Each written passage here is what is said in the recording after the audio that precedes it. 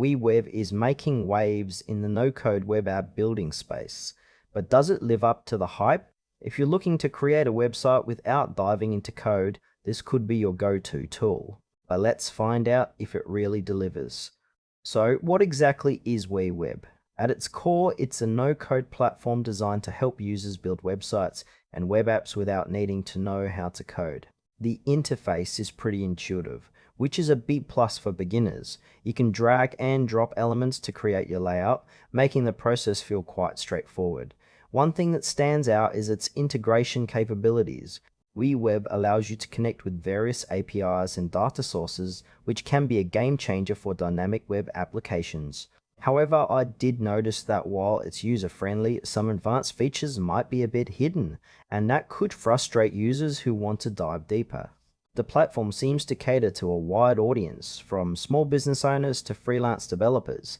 But if you're someone who prefers a more conventional coding approach, you might find the experience a bit limiting. Now, let's break down some pros and cons.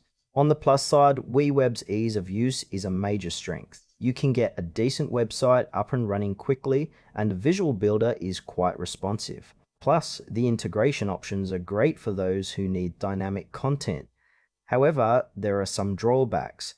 The pricing structure isn't the clearest, and it can feel a bit steep for small projects. Additionally, while it's great for building, I found the lack of detailed documentation and support a bit concerning. If you run into issues, you may find it challenging to get the help you need. Overall, if you're a beginner or someone looking for a quick solution, WeWeb could work well.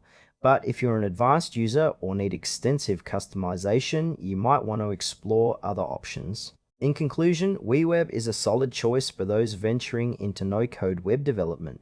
It's user-friendly and offers useful integrations.